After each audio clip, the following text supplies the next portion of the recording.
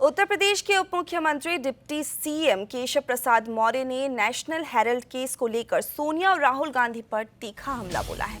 उन्होंने कहा कि लोकतंत्र में संविधान और कानून से बड़ा कोई नहीं, लेकिन विडंबना यह है कि परिवारवादी राजनीति की चाशनी में पले बढ़े नेता खुद को देश और संविधान कानून से अपने को बड़ा समझने का अहंकार पाल लेते हैं। आज की तारीख में गांधी परिवार इसकी जीती जागती मिसाल है। इस मामले में उनका अहंकार शिखर पर है। डिप्टी सीएम ने कहा कि नेशनल हेराल्ड केस में गांधी परिवार के दो अहम सदस्य सोनिया गांधी और उनका बेटा राहुल गांधी जमानत पर हैं, यानी अदालत ने उनको जमानत दी है। अब अगर अदालत की कार्रवाई पर सवाल उठाया जाता है तो यह कानून के राज का सीधा अपमान है।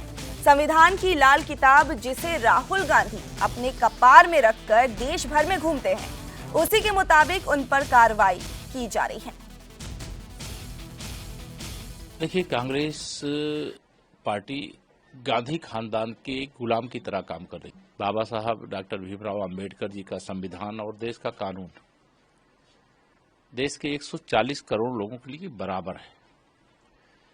नेशनल हेराल्ड मामले में एक बड़ा भ्रष्टाचार हुआ था, बड़ा घोटाला हुआ था, और उस भ्रष्टाचार की जांच जब कांग्रेस की ही सरकार थी देश में तब शुरू हुई थी, और जांच का निष्कर्ष ये निकला कि उसका इतना बड़ा घोटाला और उसके जो मुख्य शेयर होल्डर थे उसमें श्रीमती सोनिया गांधी, श्री राहुल गांधी और उनके जो कांग्रेस के कई वरिष्ठ नेता थे, अब दो तो उसमें अब रहे भी नहीं। और आज अगर ईडी कोई कार्रवाई कर रही है तो पूरा कांग्रेस कुनबा गांधी परिवार को बचाने के लिए ऐसे बयानबाजी कर रहा है जैसे वह देश के संविधान से ऊपर हो गए, देश के कानून से ऊपर हो गए, देश की अदालत से ऊपर हो गए। जांच एजेंसियों को अपना काम करना है और अनेक जांचें देश के अंदर अलग अलग स्थानों पे चलती हैं, लेकिन कांग्रेस पार्टी ये चाहती है कि कांग्रेस का जो गांधी खानदान है, अगर वो भ्रष्टाचार करे तो उसके ऊपर कोई कार्रवाई ना हो, वो अपराध करे तो उनके ऊपर कोई कार्रवाई ना हो, वो इस देश में आतंकवाद के रास्ते खोले तो उन पर कोई कार्रवाई ना हो, वह तुष्टीकरण करें तो उनके मामले में सबको चुप रहना चाहिए। तो अब वो समय चला गया है।